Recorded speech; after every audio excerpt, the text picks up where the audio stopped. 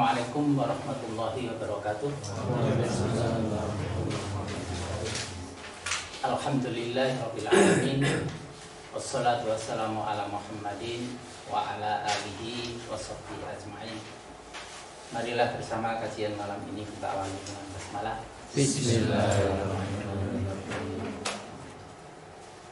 Melanjutkan kajian yang lalu,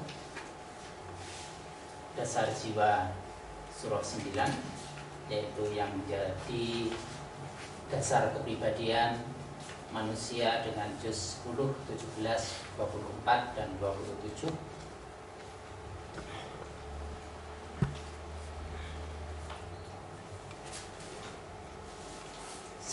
Itu surah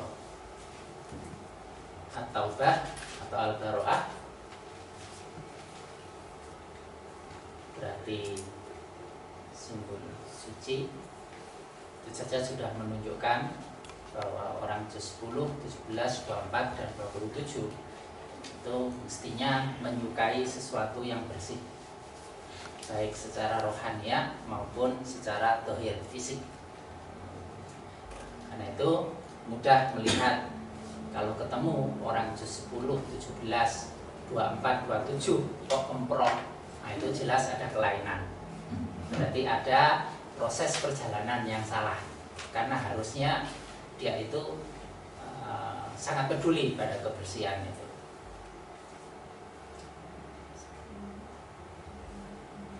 Dan juga dari sifat di sini kesungguhan. Terus bisa dilihat kalau semangatnya melemah itu pasti akibat dari ketidakmampuan atau kegagalan melihat adanya nikmat yang banyak yang telah dikaruniakan Allah. Tapi sepanjang ia melihat bahwa karunia itu disediakan oleh Allah, karunia Allah itu melimpah, maka kesungguhannya itu akan meningkat. Dari sini memperoleh nikmat itu bisa muncul perasaan disayangi, dan itu pengaruhnya juga akan muncul sifat kasih sayang pada orang lain. Mudah tersentuh ya untuk kasihan pada orang lain.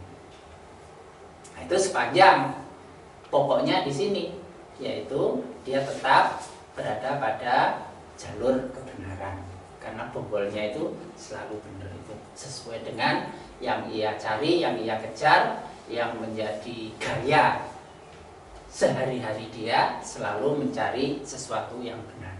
Benarnya di mana? Yang benar yang mana?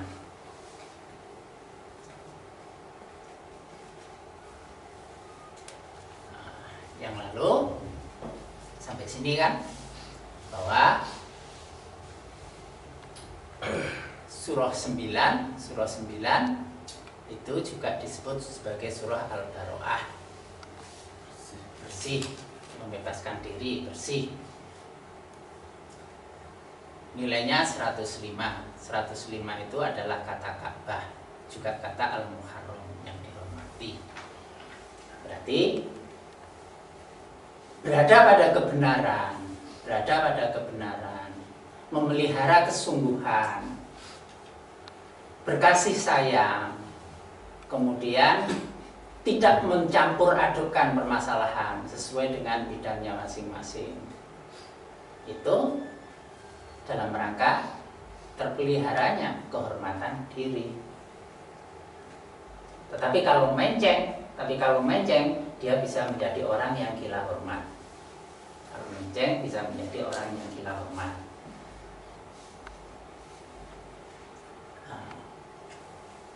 Adanya Ka'bah yang dihormati di dalam hati, itu yang lalu sudah ditegaskan, supaya menjadi pelajaran. Jangan sampai diri yang sudah ketempelan sesuatu yang terhormat itu kemudian dikotori.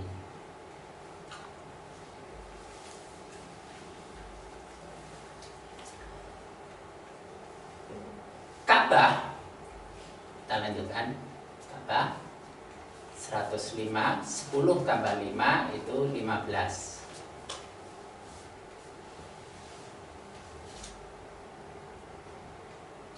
15 itu kata asaro yang berarti jejak. Yang berarti jejak. Sedangkan 15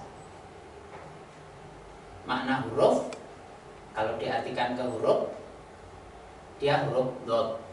Dot itu perbuatan, langkah nyata, langkah nyata. Nah, berarti dia memiliki jiwa yang terhormat ataukah tidak, itu bisa dilihat pada langkah nyata atau perbuatannya. Di situ akan memberikan jejak-jejak yang pantas untuk dihormati ataukah tidak.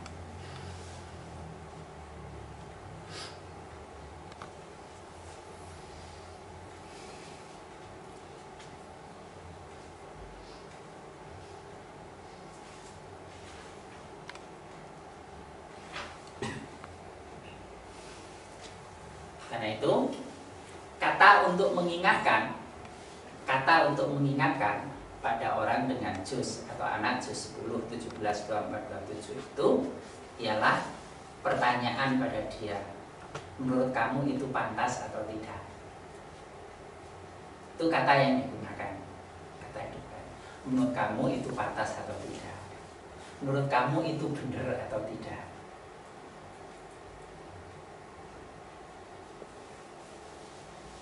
Kalau dia mengendor, bisa ditanyakan, kesungguhanmu yang dulu itu mana? Karena dalam sekian perjalanan itu pasti dia menunjukkan kesungguhan. Nah, maka itu bisa diutik kembali, kesungguhanmu yang dulu itu mana?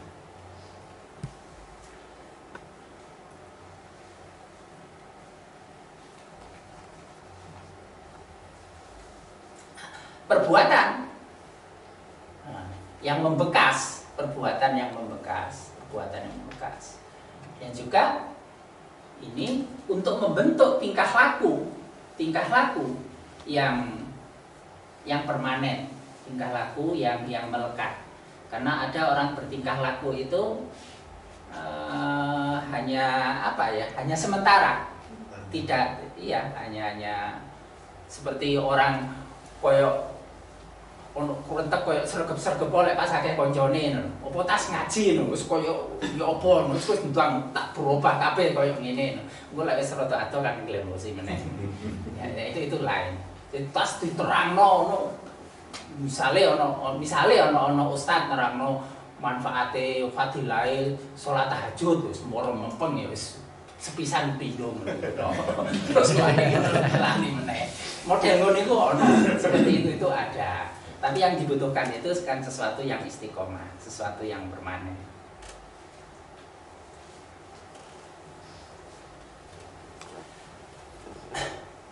Sesuatu yang permanen itu bisa terbentuk. Dasarnya itu ya ini, keimanan. Karena 10 kali 5 itu 50. Itu amanah, keimanan. Amna, keimanan yang menimbulkan perasaan aman.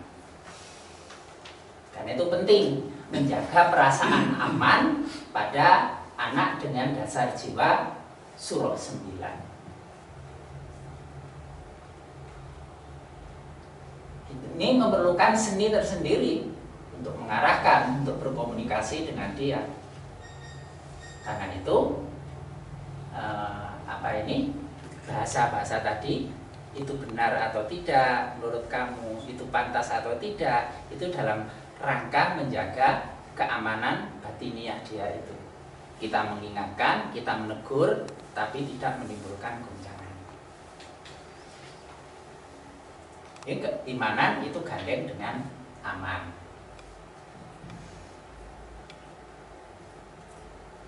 Nah, perbuatan yang tidak langgeng, tidak permanen, tidak istiqomah itu menunjukkan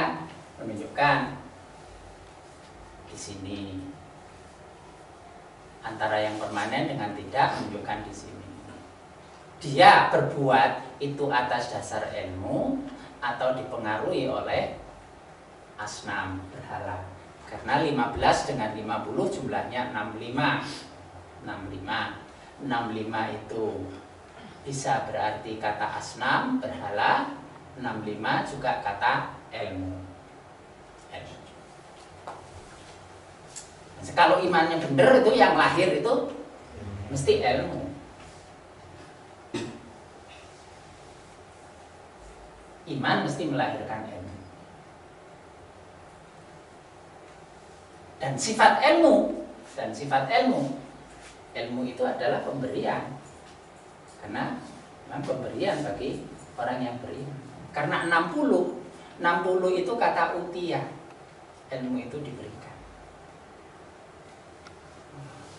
Ilmu yang benar, yang menimbulkan keamanan dan mengokohkan keimanan.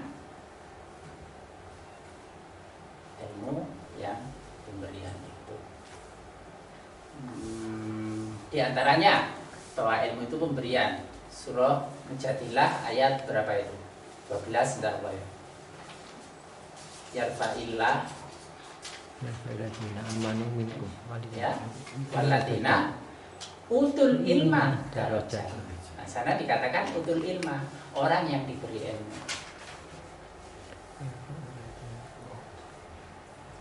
Nah, yang diberi itu adalah orang-orang yang dikehendaki. Orang-orang yang dikehendaki. Orang yang dikehendaki, orang yang diinginkan itu disebut sebagai murad. Kalau orang yang menginginkan itu namanya murid. Nah, kita ini umumnya masih jadi murid itu. Tapi ketika jadi murid itu dengan kesungguhan, bisa jadi Allah memberikan penghargaan, kemudian dimasukkan pada orang-orang yang dikehendaki. Diubah statusnya dari murid menjadi murad. Nah, itu ilmu itu diberikan. Itu miladuna ilma itu yang disebut sebagai ilmu laduni. Cuma banyak orang yang gak sabaran, jihate durung jelas wis ndang kepingin oleh ilmu sing koyo ngono itu. Terus yang datang ini berala nawari sesuatu yang instan. Kalau instan lek bener nggak popo. Sesuatu yang palsu. Karena itu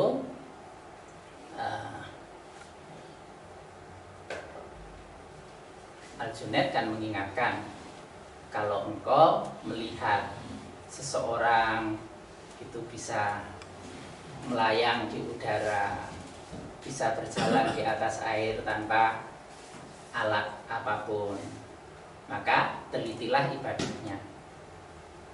Kalau ibadahnya benar, maka kemampuannya itu dari Allah. Tapi kalau ibadahnya nggak benar, dipastikan itu dari setan. Ini sesuatu yang palsu. Itu biasa diperoleh oleh orang-orang yang keburu-buru itu tadi, tidak jelas jihadnya, sudah menginginkan sesuatu yang hebat.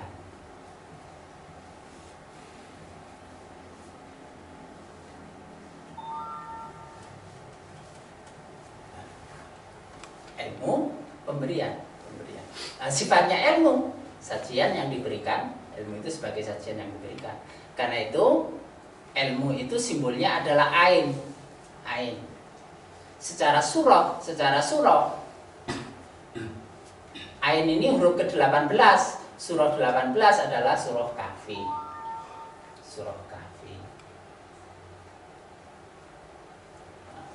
Kahfi itu dalam gelap. Berarti ada rahasia di sana. Nah, sifatnya ilmu yang benar itu di dalamnya itu banyak kandungan rahasia. Nah, itu diberikan pada orang-orang yang imannya benar, yang penuh kesungguhan ini. Tapi apa yang ada di dalam gua itu tidak tampak. Yang ada di dalam gua itu tidak tampak. Karena itu perlu teliti terhadap juz 10, 17, 24, 27.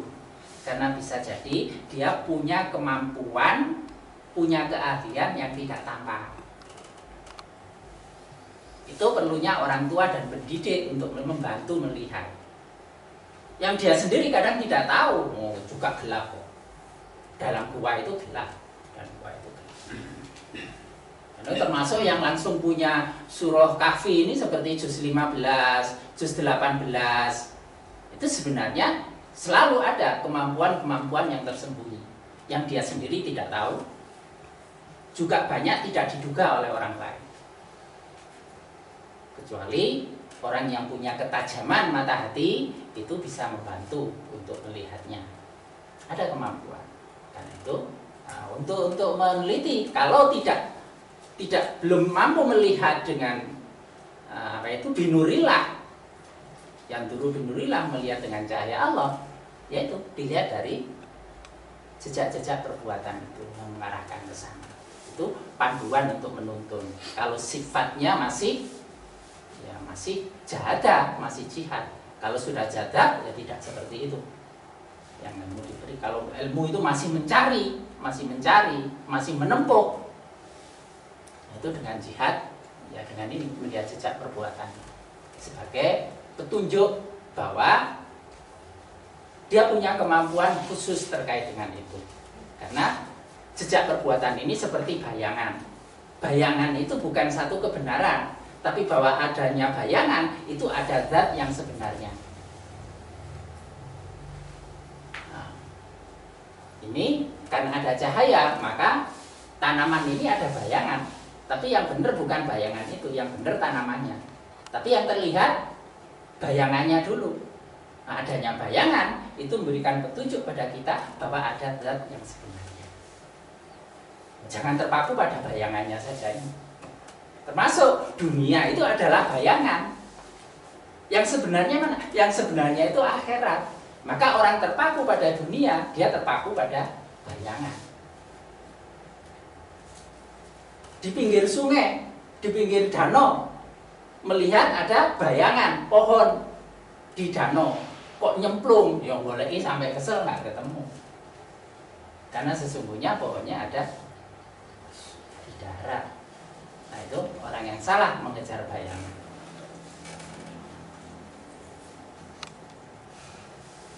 Ciri ilmu. Jadi ilmu yang benar ini itu sebagai pertolongan Allah. Karena 105 tambah 5 ini sama dengan 110. Surah 110 adalah surah An-Nasr, pertolongan Allah. Itu sebagai satu bentuk pertolongan Allah. Bagaimana Allah menolong? Intan surullaha yansurkum. Apabila kamu menolong bagi tegaknya agama Allah, maka pasti Allah menolong kamu. Sampai menggunakan bahasa begitu. Memang Allah itu butuh pertolongan. Menciptakan semuanya nggak butuh bantuan siapa-siapa. Tapi bagaimana sifat halimnya Allah itu, sehingga pada hambanya itu menggunakan bahasa supaya kamu menolong. Kenapa? Di antaranya ialah Allah selalu menggunakan kata kami. Beda kalau Allah menggunakan kata aku dengan kata kami. Kalau Allah menggunakan wala nahnu lahafidun, dan kami yang memeliharanya. Karena dalam proses itu Allah melibatkan makhluk ciptaannya bagi tercapainya maksud tujuan.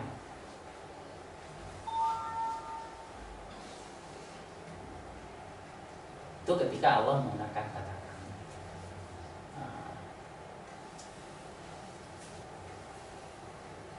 Agama itu ditegakkan, dipelihara dengan melibatkan hamba-hamba yang terpilih, yang mau, yang bersedia, yang untuk itu ditawari sebagai orang-orang yang mau menolong agama Allah. Nggak usah membayangkan yang macam-macam. Nolong agama Allah itu. Yang ada pada diri sendiri aja. Yang ada pada diri sendiri aja. Oh, pada diri sendiri belum beres. Masih banyak hal yang perlu dibenahi pada diri. Itu bagian dari nolong. Apa yang perlu diperbaiki pada diri? Di antara sekian banyak hukum-hukum Allah, batasan-batasan yang telah ditetapkan oleh Allah, bisa dipetani masing-masing. Mana yang sudah selaras dengan jejak perbuatan kita, mana yang tidak, mana yang belum. Itu bisa dipetani masing-masing. Nah, itu juga bisa dilihat dari juznya masing-masing. Ada perintah apa, ada larangan apa yang sudah selaras dengan diri saya itu. Yang semakin banyak hal yang diselaraskan, itu sudah merupakan bagian dari menolong bagi tegaknya agama Allah. Tegaknya kok ditegakkan pada dirinya sendiri. Ibda binafsik, mulai dari dirinya sendiri.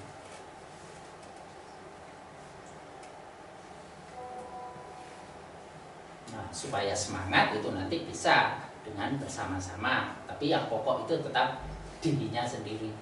Karena pada akhirnya setiap orang itu bertanggung jawab atas dirinya. Tidak dituntut pada perbuatan orang lain. Ilmu yang benar itu sifatnya adalah ini 60 itu sama dengan 6 titik. Titik itu zat 13. 6 dengan 13 19. 19 itu ghim, masalah dan pemecahan masalah. Maka dengan ilmu yang benar yang diberikan oleh Allah itu sebagai satu bentuk pertolongan Allah, maka hamba itu diberi kemampuan untuk melihat permasalahan secara benar dan memecahkan permasalahan secara tepat, secara tuntas.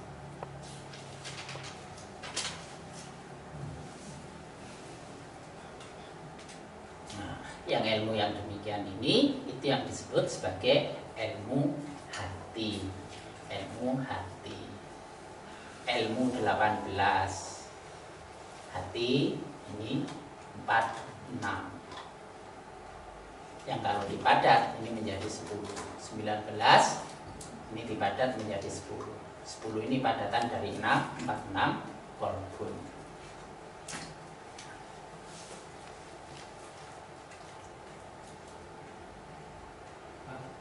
Ya. Mau cocokkan Pak.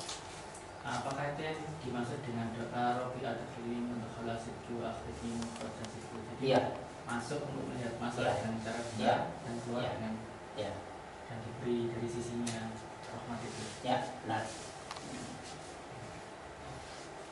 Ya Pak. Ya. Ilmu yang dasarnya dari hati itu uraian pada bisa memecahkan permasalahan dan mengamati permasalahan secara benar. Ya. Itu bersumber pada diri sendiri. Bagaimana ilmu yang diperoleh dari bangku kuliah atau sekolah itu perbedaannya gimana? Ya.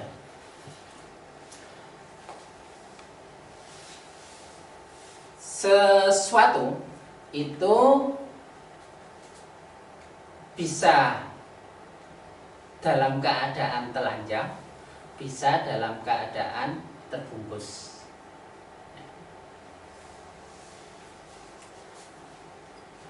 Ada perilaku yang kalau tanpa bungkusan itu maka bukan menjadi perbuatan ibadah dari agama. Tapi ketika dibungkus maka dia bernilai ibadah. Contoh, yang namanya akikoh itu kan sudah tradisi. Akikoh itu tradisi. Kalau dilaksanakan begitu saja, ya maka tidak bernilai ibadah. Tapi begitu dibungkus bahwa dilaksanakannya itu semata-mata karena Allah, maka dia bernilai ibadah. Berarti sesuatu itu bisa dibungkus. Karena agama itu diantaranya adalah mengekalkan adat yang sudah terjadi, yang sudah terpelihara. adat yang sudah terpelihara, maka itu dikukuhkan di antaranya. Ada juga adat yang diubah karena menyalahi prinsip tauhid, diubah. Tapi beberapa itu diluruskan dengan tetap memelihara perbuatannya. Hanya bungkusnya sudah beda. Ilmu yang kita peroleh itu kan ilmu dari proses mencari itu. Ilmu dari proses mencari yang dari sekolah itu,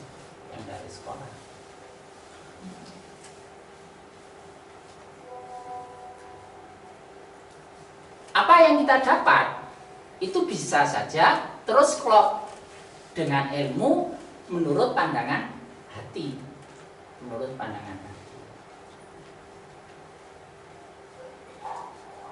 Karena pada akhirnya dipertemukan persamaan pandangan. Persamaan pandangan ini yang disebut sebagai wahdatus syuhud. Kalau orang pada tingkatan sini yang zadzab itu ya langsung semuanya tepat. Tapi yang bukan dari sini dalam tingkatan murid tadi itu menselaraskan. Karena itu takorrub, mendekatkan diri. Karena itu 17 itu berarti kebenaran, tapi juga estimasi, perkiraan, pendekatan pada kebenaran. Asinto. Jadi ada proses. Itu yang membedakan. Jadi kalau ilmu yang dari sekolah itu harus dilihat prosesnya itu sudah sampai pada titik persamaan kebenaran ataukah tidak. Bisa saja satu saat ini sampai pada titik persamaan kebenaran, maka ya sudah selesai. Tidak ada pertentangan antara ilmu yang kita dapatkan di sekolah dengan ilmu hati yang merupakan pemberian dari Allah. Tapi ketika belum sampai pada titik kebenaran, yaitu masih disangsikan, bisa keadaannya seperti ini. Ditanyakan tadi, mukhraja sidqin dan mudkhala sidqin. Mudkhala sidqin, lihatnya perwujudannya mukhraja sidqin, benar masuknya, benar keluarnya, benar melihatnya, benar menyelesaikannya. Karena itu tidak perlu terus mendiskreditkan, memusuhi semua ilmu dari sekolah, ya, kepada manfaatnya. Cuma yang diluruskan itu ialah pensikapannya. Karena ilmu hati itu lahir dari kerendahan hati, ketawaduan, penghambaan ke Allah. Karena ini 18, ini 10 dengan 18 itu 28. 28 itu abdun itu penghambaan. Jadi lahirnya dari sana. Karena itu ini mesti penuh dengan ketawaduan. Kalau dapat ilmu yang dari luar, itu harus diberi pakaian ketawaduan semacam ini.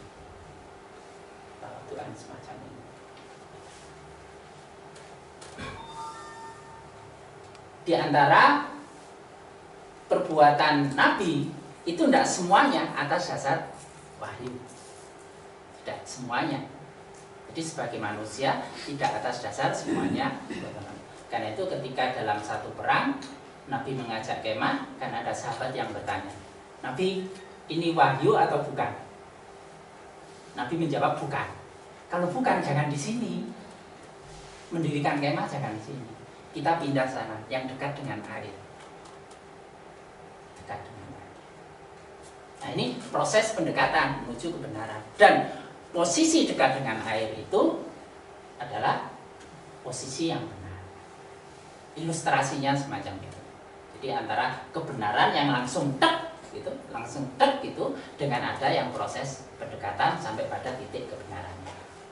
Nah, ilmu sekolah itu prosesnya masih itu, upaya mendekati. Ada di antara yang sampai kebenaran, ada yang sudah sekian lama mungkin belum sampai-sampai. Buktinya yaitu menyelesaikan masalah itu nggak selesai-selesai. Cirinya itu. Tapi kalau sudah sampai kebenaran itu masalah selesai. Masih ada pertanyaan? Pak, Ya. berarti apa kaitannya dengan hadis tadi Pak ya?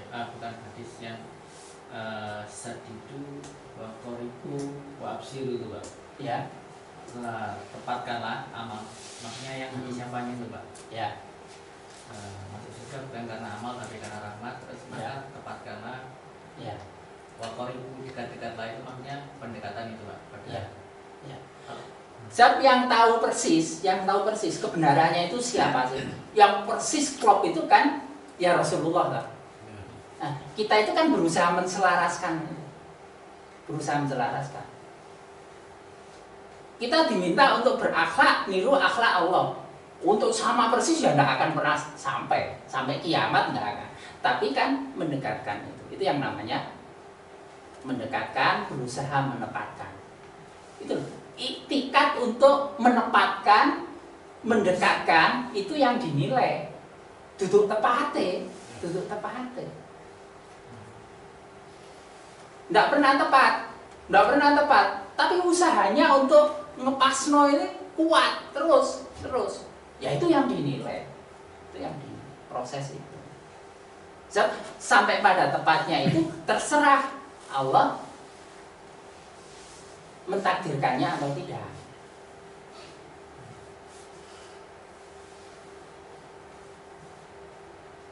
Mendidik anak juga begitu. Jadi upaya untuk sampai pada pendekatan, pada kebenaran, pada ketepatan itu. Satu, gagal, cari cara lain. Nah, simbolnya air itu. Nembus sini nggak bisa, cari celah yang lain. Ini ketutup, cari celah yang lain. Yang penting terus bergerak sampai akhirnya bisa menembus.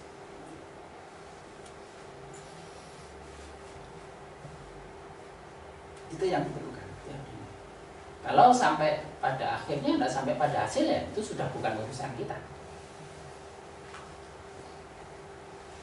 Hasil itu sudah tanggungan Allah.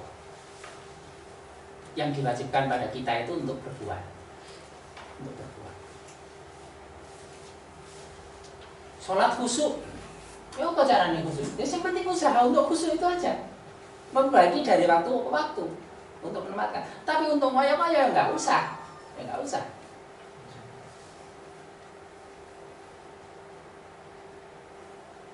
Artinya apa?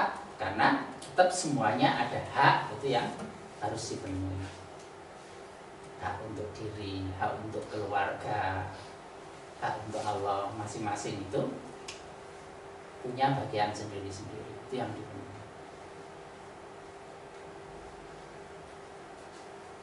Bukan sholat, zikir terus ya salah.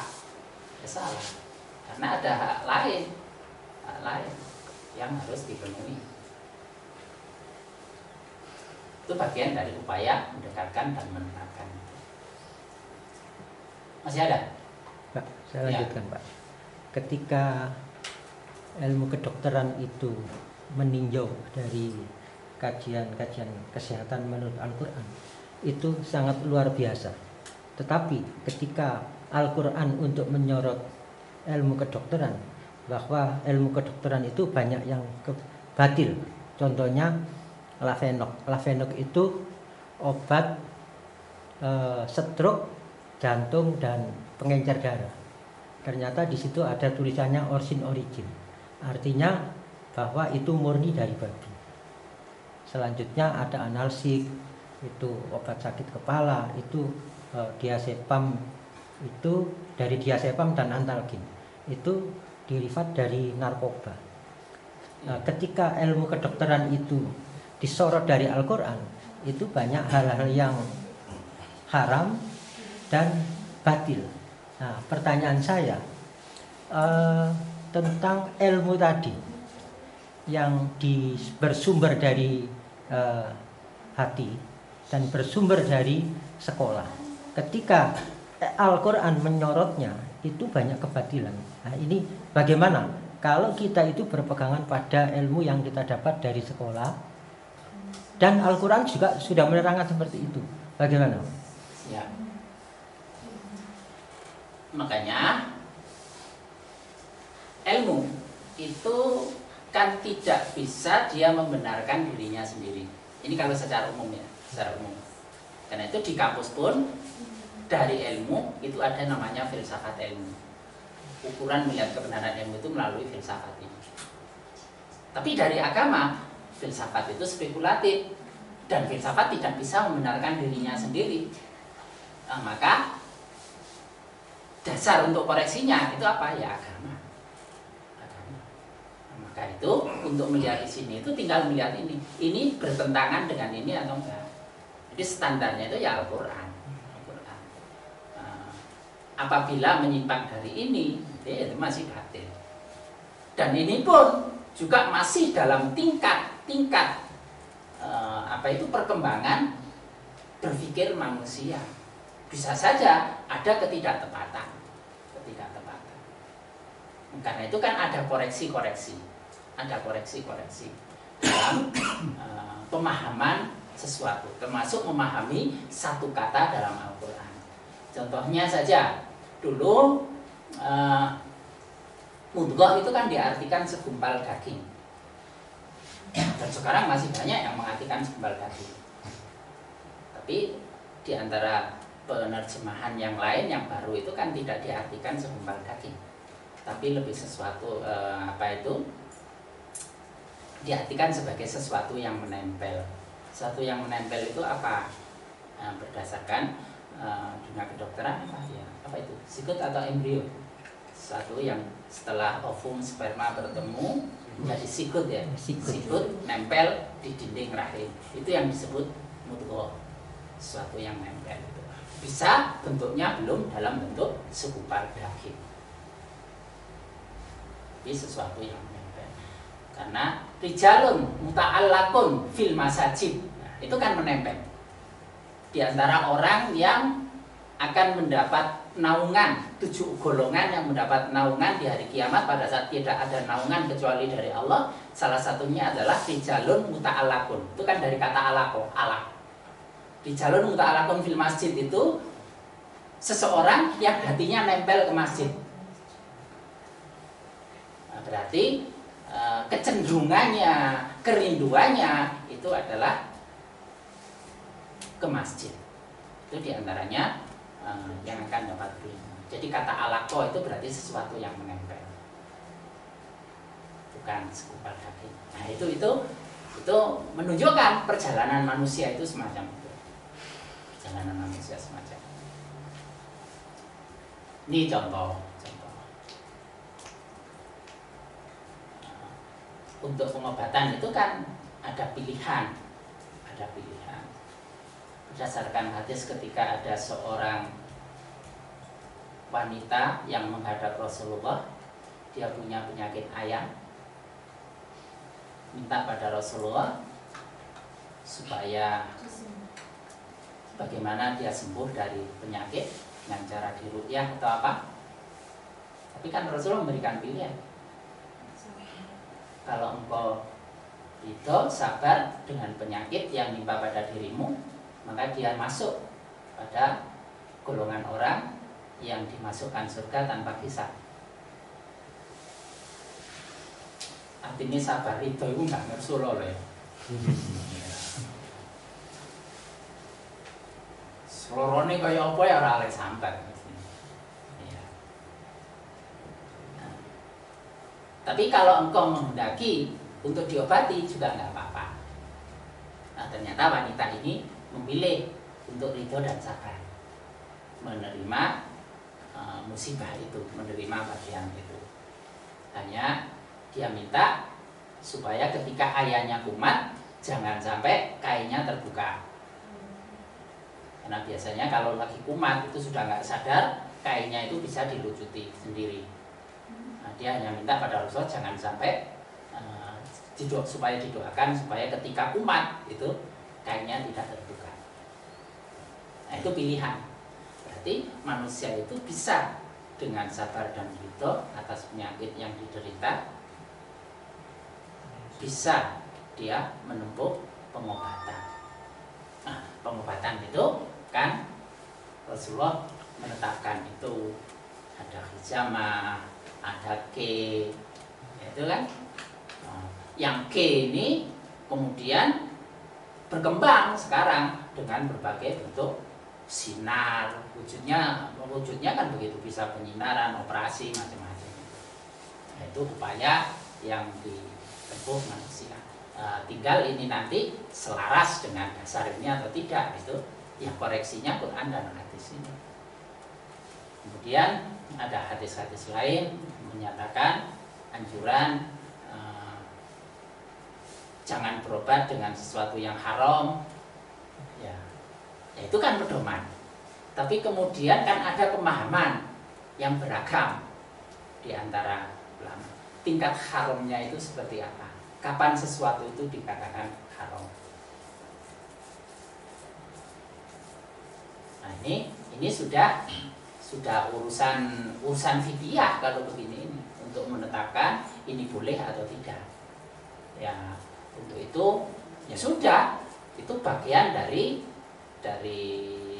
apa itu ya, dinamika pemahaman agama, dan masing-masing memahaminya seperti apa. Kalau misalnya dari sesuatu yang haram, supaya jangan ada sesuatu yang haram, ya semua obat itu rata-rata kan ya racun itu kan ya merusak dan haram semua.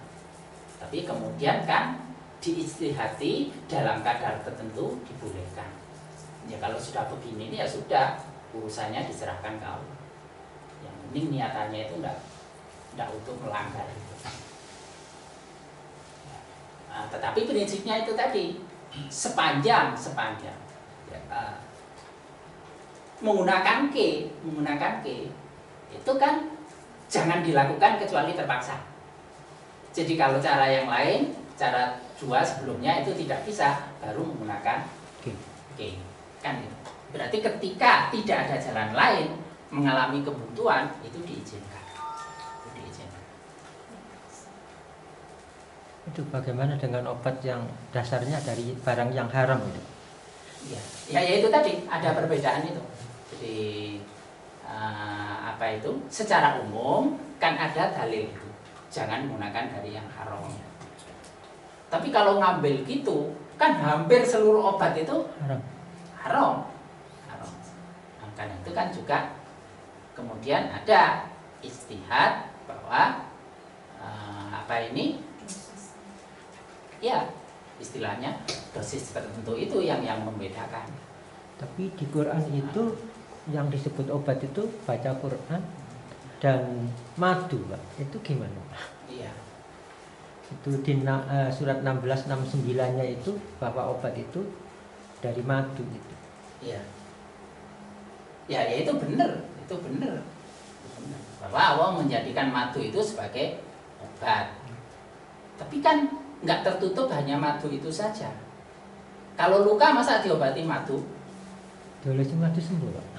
Nabi itu ketika sahabat-sahabatnya luka dalam perang, diobati pakai bukan.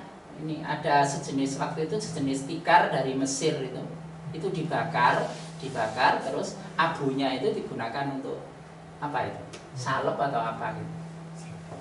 Kan bukan pakai madu. Bahwa yang disebut Quran itu. Tapi kan tidak semuanya hanya itu, mesti ada yang lain. Itu diantaranya itu, contohnya begitu. Nah, kemudian kalau sekarang kita menemukan satu penyakit ternyata dijadikan sembuh dengan diberi getah, masa nggak boleh? Nggak boleh. Getah apa misalnya itu? Dari apa itu, daun apa? Ini nggak boleh. Nah, karena itu tidak melawan pada kaidah dasar sesuatu yang haram. Yang ini pun masih ada perbedaan dalam ijtihad tadi itu. Masih ada perbedaan dalam ijtihad. Sekarang jangan sampai yang begitu soal mastumun nisa, menyentuh wanita itu saja ya, perbedaan dari dulu sampai sekarang nggak selesai-selesai. Yang dalam Al-Quran lamastumun nisa itu apa? Diartikan apa? Apakah nyentuh senggolan atau hubungan suami istri? Kan ya nggak selesai. Ya akhirnya itu pemahaman masing-masing. Kalau sudah begitu itu ya sudah, silakan. Nggak usah pakai tengkar gitu. Yesus pemahaman itu nanti pada akhirnya bagaimana hakim yang paling adil yang memutuskan. Itu bagian dari keterbatasan manusia. Sehingga apa itu konteks perbedaan rahmat itu ya di situ. Kenapa ada ketentuan wudhu itu hanya yang air yang sedikit boleh, ada yang mengatakan banyak boleh. Ya ternyata memang ada perbedaan wilayah yang memungkinkan untuk bisa memakai air sedikit atau enggak. Itu bagian dari rahmat. Nah, itu pada akhirnya dari untuk menyikapi itu pada ini Mas, kembali pada hati, kembali pada ketulusan hati, kita memutuskan. Jadi kalau intinya apa sih? Karena manusia itu 76, kebalikannya 67 itu kan yakona. Dan yang dibutuhkan itu hati yang yakin, hati yang yakin. Karena itu keyakinannya itu di mana? Nah, setelah semuanya diterangkan, dilihat, yaro, dilihat, direnungkan, pikir, baru ya itu hati yang memutuskan. Suara hatinya seperti apa? Itu aja yang. Terus kemudian kalau ketika sudah memutuskan, fa idza azamta ya fatawakkal 'ala Allah. Wakal pada Allah. Karena nyangkut obat itu intinya apa? Keyakinan dan keraguan itu yang menentukan. Karena ketika sesuatu itu benar-benar halal, tapi kita ragu, maka itu menjadi haram. Kita punya makanan, ini jelas halalnya, tapi kita ragu, ini bener, jangan-jangan haram, udah haram itu. Jelas ini mengandung unsur haram, tapi kita yakin, enggak, ini halal, maka itu halal. Tidak tahu, jadi tidak tahu ya, kasusnya tidak tahu bahwa ini mengandung unsur apa itu haram, dan tidak usah terlalu cerewet untuk mencari-cari, karena Umar bin Khattab itu pernah dengan Rasulullah ketemu apa itu sumber air, terus pakai tanya-tanya, banyu ini biasanya diombe binatang-binatang buas apa enggak? Dilarang oleh Rasul, gak usah ngerepot-ngerepoti apa-apa yang ngono iku. Pokoke kamu gak roh ndek kene gak ono babi ngombe ndek kene wis saiki ombien langsung ngono ae. Nggak usah merepotkan diri semacam itu. Kok maring ngono roti isi daging di didelok nang lab dhisik kali nopo iku repoti durung mangan kaliren dhisik. Iya, pokoknya yakin itu sudah halal ya sudah halal. Tapi jelas itu halal, tapi kita meragukannya maka menjadi haram. Nah, itu pentingnya suara hati itu di situ. Karena itu belajar meyakini sesuatu itu bagian yang harus dikembangkan, meyakini sesuatu. Kapan saya ragu, kapan saya yakin, sehingga bisa dibedakan. Masih? Terima kasih. Iya. Ya. Ustaz, kalau merujuk pada cerita seorang wanita yang sakit ayat tadi, berarti kita itu boleh seandainya kita sakit gitu ya. Terus sakit kan kalau sabar, ikhlas kan insya Allah menggelontor dosa. Ya. Akhirnya kita nggak mau ikhtiar, pokoknya nggak berobat. Itu boleh? Dia itu ikhtiarnya ke Allah. Ikhtiar itu kan dari kata khoyaro. Khoyaro itu pilihan. Nah, saya itu memilih apa. Jadi ketika dia tidak berobat, ya itu ikhtiarnya dia. Kenapa? Karena ikhtiar dia itu adalah menyerahkan urusannya ke Allah. Ikhtiar ya? Itu ikhtiar. Itu tetap ikhtiar. Iya, iya. Jadi itu pilihan. Ikhtiar itu pilihan dari kata khoyaro. Milihnya ke sana. Jadi bisa pilih ada A, B, C, D, E. Saya milih yang A. Yang A itu saya terima ya Allah. Saya nikmati ini. Saya menikmati ini. Nah, yang tidak ada keluhan karena memang dia punya tingkat ketahanan hati untuk menerima itu.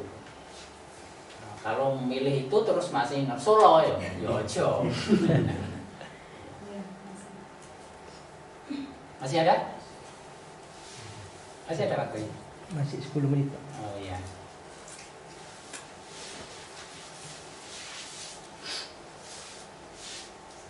Nah, karena itu nanti tandanya di sini. Di sini.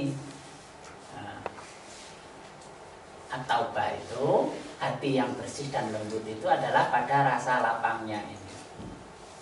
Itu akan diberikan itu. Rasa enak, lapang, tidak ada kegundahan dalam melakukan sesuatu, dalam memilih sesuatu, dalam berikhtiar sesuatu.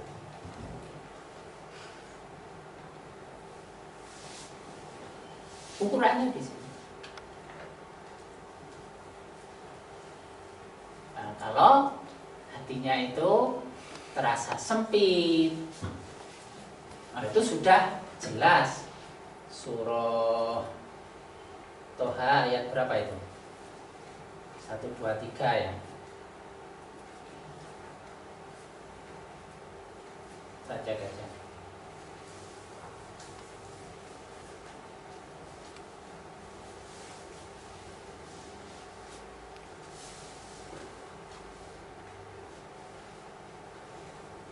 Satu dua empatnya ya. 124. Surah 20. Surah 20 ayat 123 mengatakan ya, 23 qalah kita minha jami'an ba'dukum li ba'din atum.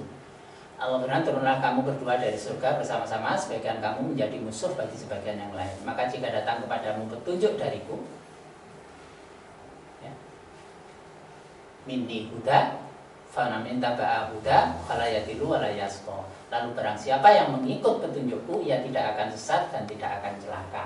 Ini kan pedoman pertama. Yang penting itu menjelaskan diri pada petunjuk. Kemudian, wa man a'rada an dzikri fa inna lahu ma'isyatan dhanka. Wa nahsyuruhu yaumal qiyamati a'ma. Dan barang siapa berpaling dari peringatanku, berarti keluar dari petunjuk, maka sesungguhnya dia akan mengalami penghidupan yang sempit. Ukurannya tadi itu adalah hatinya itu yang lapang. Lapang itu berarti nggak mengalami kesempitan tadi itu. Banyak sumpah, susah, rusuh, banyak keronjalan di hati.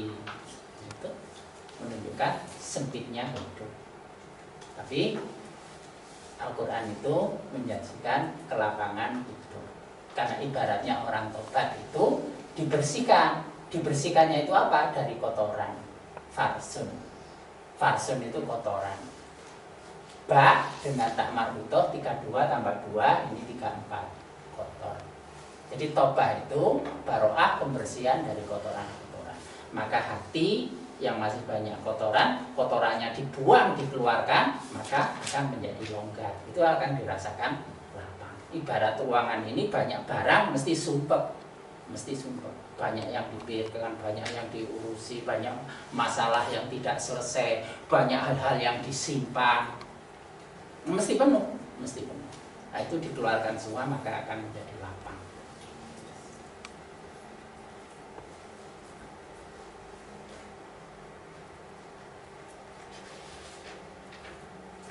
Nah, ini karena surah 94 itu jumlah ayatnya 8. Al-insyirah itu lapang dada, hidup yang lapang dada. Nah, ciri orang lapang dada itu mengalami kehidupan apa saja itu merasa enak. Mengalami kehidupan apa saja itu merasa enak. Diberi nikmat yang berlebihan dia tetap enak, ketika disempitkan juga enak. Cirinya di sana. Itu yang dia tetap dalam kestabilan, tidak goyah. Nah, kita biasanya kan lek pas oleh akeh seneng, pas rotok direm no sumpah kan opo sih no. kan masih begitu. Nah, orang yang lapang itu dia menerima keadaan apapun. Cirinya begitu. Orang yang begitu itu dikatakan orang yang bersyukur. Orang yang bersyukur. Jadi ciri syukur itu. Itu pas oleh akeh terus alhamdulillah itu. Berarti tetap pada keadaan apapun bahwa dia masih dalam lingkup perlindungan kasih sayang karunia Allah. Itu yang dikatakan orang bersyukur. Karena itu yang dikatakan bersyukur itu dalam segala keadaan. Dalam segala keadaan. Kan juga ada hadis yang mengatakan sebaik bersyukur itu ketika orang bisa bersyukur waktu menerima musibah kepahitan, menerima sesuatu yang pahit.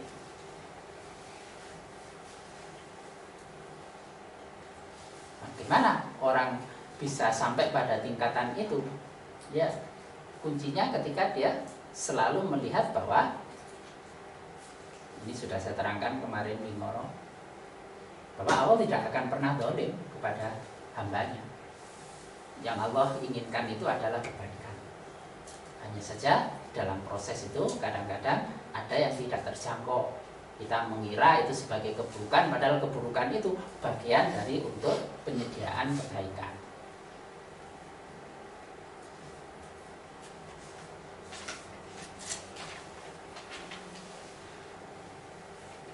Tanya, Pak. Untuk ini misalnya apa itu nggak tumbuh dengan baik pohon-pohonan.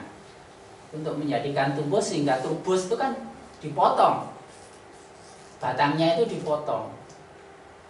Nah itu kan ya sakit kan, ya nggak enak. Tapi kan justru sesuatu yang sakit nggak enak itu adalah proses bagian untuk memberikan kebaikan. Karena setelah dipotong itu justru tumbuh cabang-cabang yang banyak dan dia akan menjadi lebih subur. Ini contohnya seperti itu. Tapi manusia kan sering protes ketika menerima sesuatu yang buruk itu. Nah, karena tidak sampainya pandangannya. Monggo.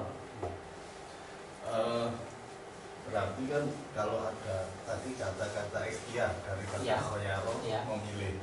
Berarti di situ kan manusia itu diberi wewenang atau hak sama Allah untuk memilih, entah itu sekian persen atau berapa. Nah,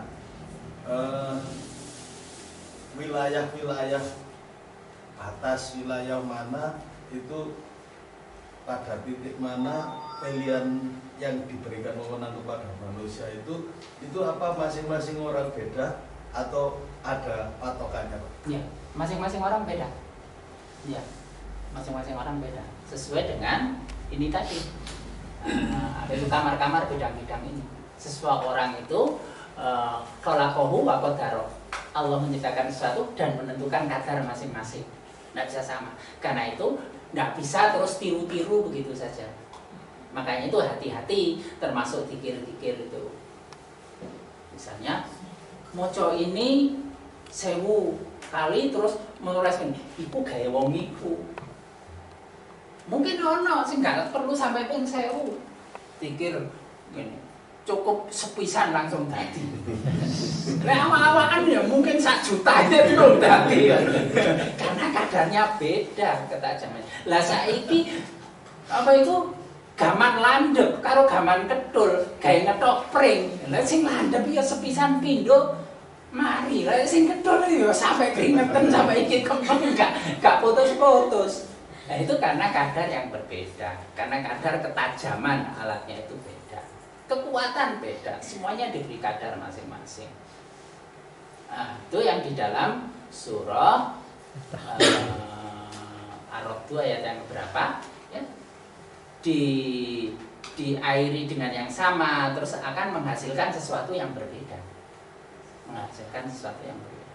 Karena itu, jadi karena kadarnya dan tugasnya nanti masing-masing berbeda.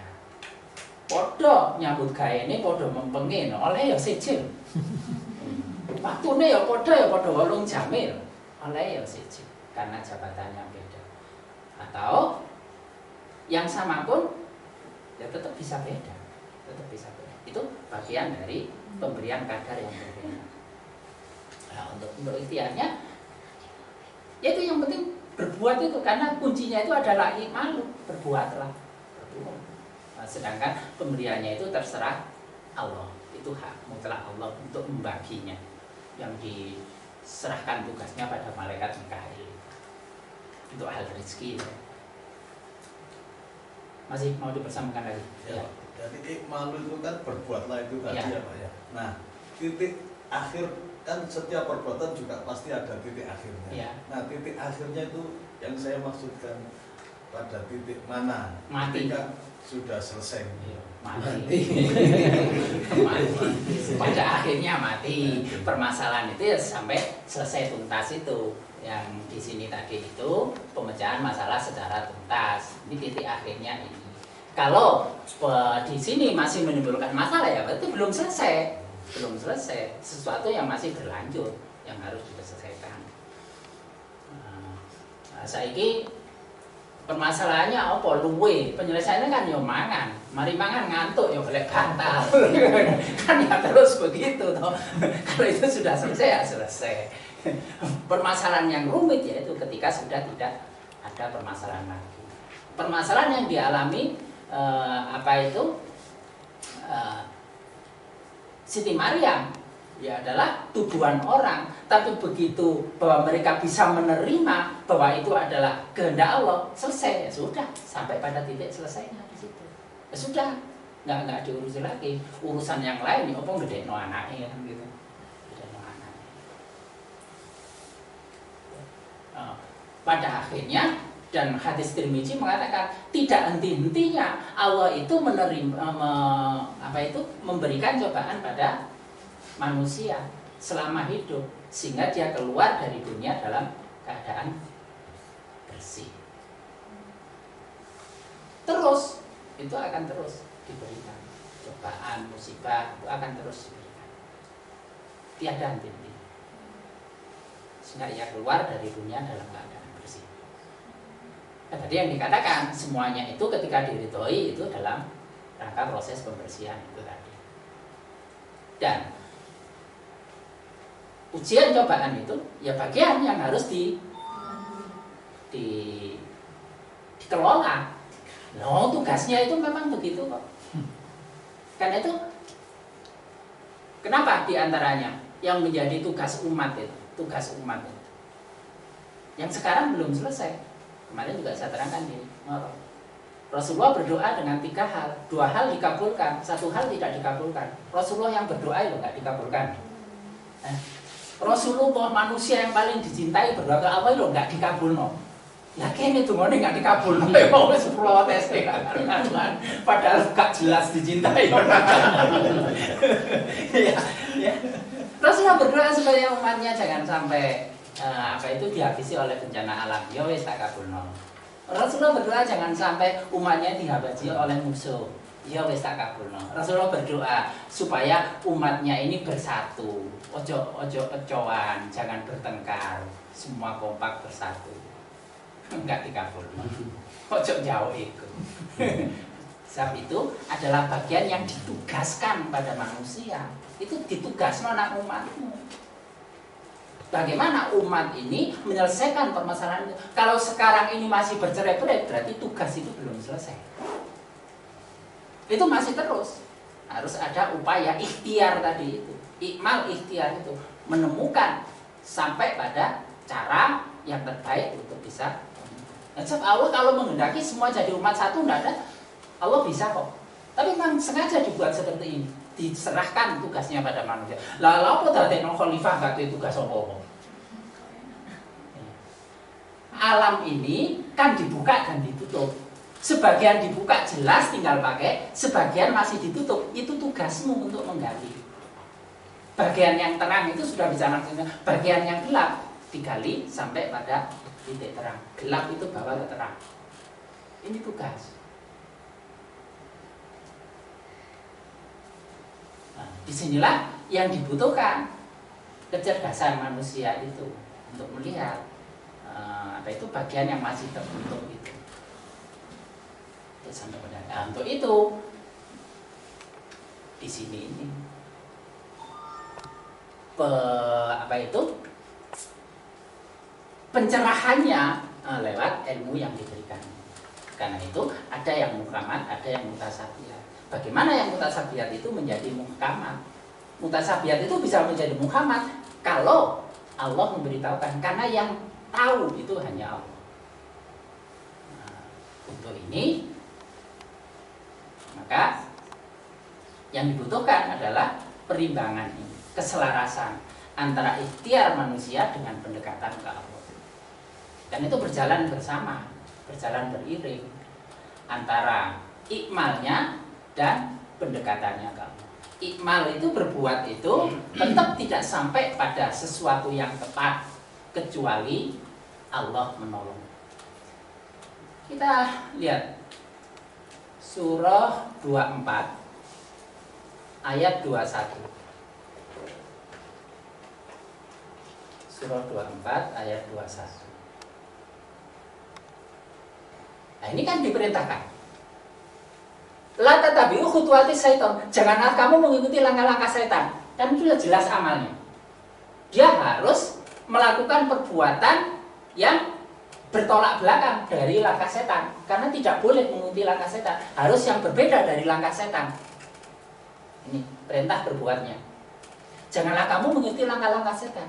Karena barang siapa mengikuti langkah setan, sesungguhnya setan itu menyuruh pekerjaan perbuatan yang keji dan mungkar.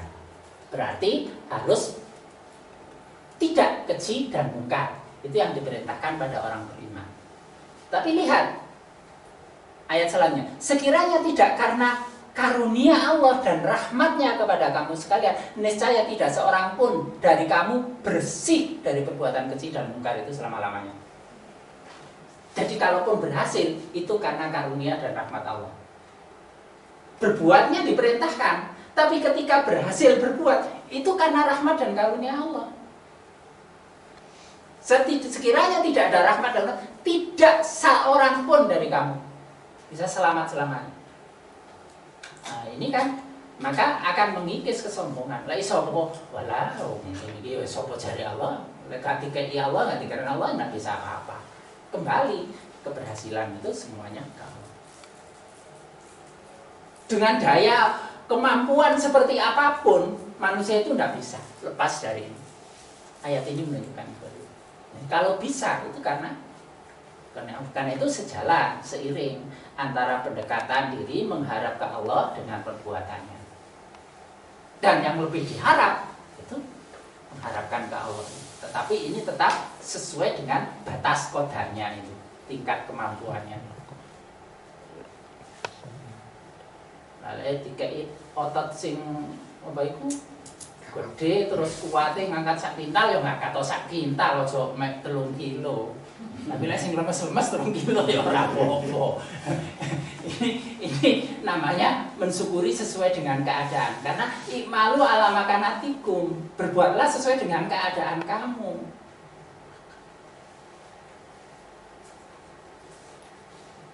Nah, kayak tenaga lemes ya ora usah nyambut gaene duduk sumur. Sing tenagane kuat duduk sumur gak apa-apa. Sesuai dengan keadaan, sesuai dengan keahlian, sesuai dengan bidang-bidang yang diberikan. Ingat, apa? Berbuatlah dengan kesungguhan, tetapi hasil itu adalah karunia dan benar. Bahkan kita ingin lepas dari jerat setan itu pun selamanya tidak akan mampu, karena seorang pun tidak akan yang selamat dari itu kecuali rahmat dan karunia Allah. Nah, rahmat karunia Allah itu diberikan pada orang yang mau berbuat. Persyaratannya itu. Jadi persyaratannya ini saja yang dijaga. Baik, itu aja ya untuk malam ini. Insya Allah masih kita lanjutkan pada pertemuan yang akan datang. Kita akhiri bersama dengan hamdalah. Alhamdulillah. Allah alam bisawab. Assalamualaikum warahmatullahi wabarakatuh. Waalaikumsalam.